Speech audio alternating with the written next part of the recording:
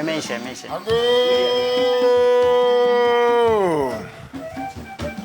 Ago. Ghana. Oduma kuma bona branson ne fia mua kotoku e chirechem ni ntori bonchi katechi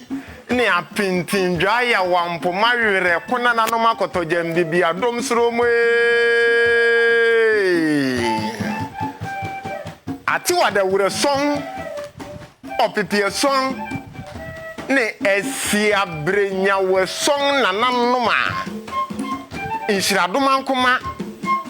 di muso asemfira de cheni adesan anya kwa frɛ kotoko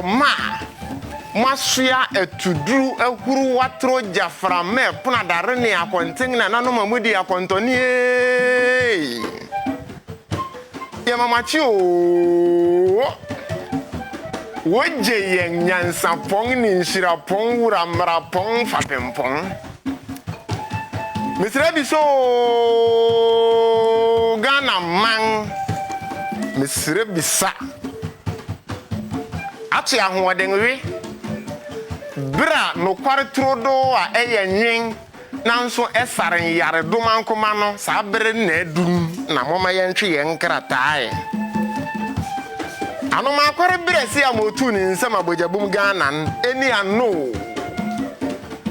Kantite tisikampu anoman a ahempon abrempon hinititi ampon yirifi ampon ne kwakwadi brampon de wo honsantran bo setu atrembu afurumpata be hwe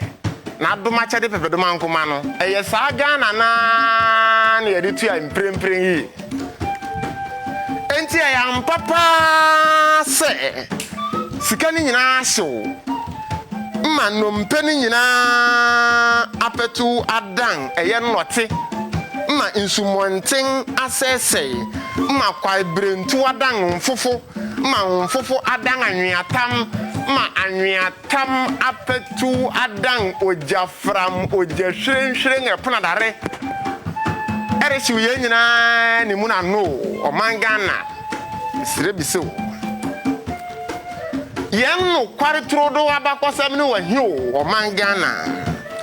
Yamamre ni amane kronkron no omangana ewahio Yanwisam anansisam ni adumankuma sem pepedumankuma etu subambone ahuru nyina ase kanyan adumache de kokroko no omangana sani amani nyina we sirebisa Enya asem na wonka anka denti na ebibifu hia borofo din wo bra borofo nhia ebibidin omanga na mesansire bisa bio mprempren asa wode abofra ni krom kasa bisa na sema osrew siniti ase twen ma wodan ko oburo ni kasem ansa na wate ase ayiwa ne Ghana eti ye hu se sinto bi wo ba bia no Omangana denti na obibini fere se onene ba obibini beka won ankasa won krom kasa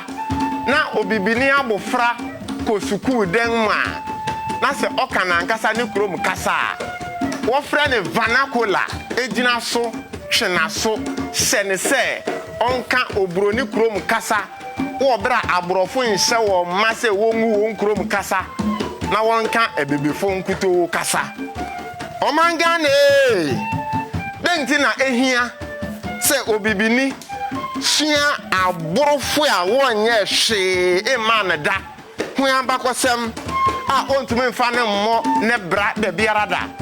wo bra onim hwe ifa na nkasa ne nenanom ene onyamfo a wocheche ne man no de biarada Omangane denti na ye nenanom a yen ne yesese wa nko sukuu etumetna odokan di no kware di noboya di watrani bo kwai brentu insumonten ene wadomacha de nyina ho ban ede kire se yu eye ejapade ana wontu atoaso fefedo mankoma nyina ra ejapade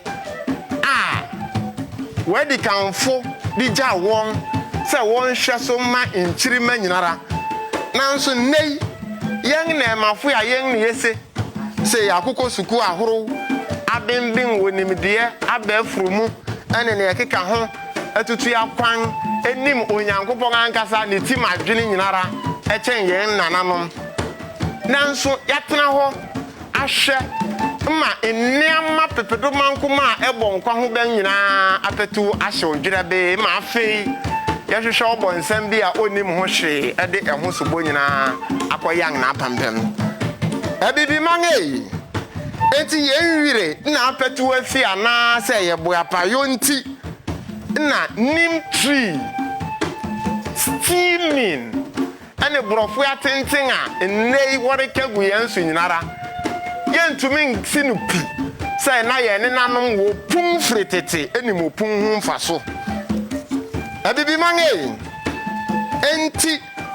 se ampeni ampa se nana kwadwo safo kantanka penyimpa okureti pa esondai pa wachasa pa adua ba pa mananhweso pa ma ehwe aba mfaso pa koye obroni a ote abrochira anka yare nto santen ansua sika nkogu ni menhu say yare kopena ni mahwe achia ne nsem e de ahoahoa ye ho ano abibifo me sansire bisa bio eyenim na yenim ana yenwire na afi say emransem dua ye de hoahoa ye ho no ebeto kantete emransem aduanan abien a wode kopoto kasema wofrane the 42 laws of my art ano ebibi mange mama yansha so se ansana kwasi broni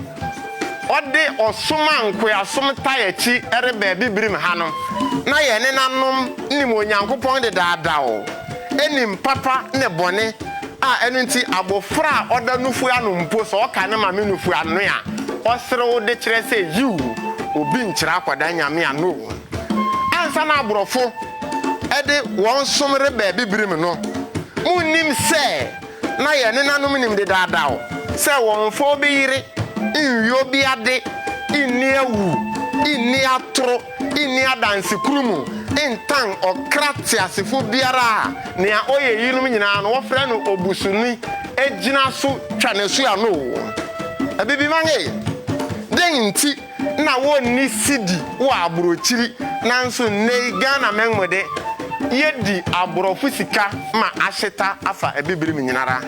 mesansire bisa bio denti na wonton abete aprapransa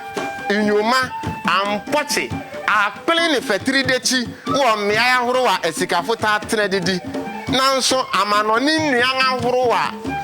nkwa biara nim ahoman wo hokokro abibiman no kwartro do bere nasio na moma yensi no pi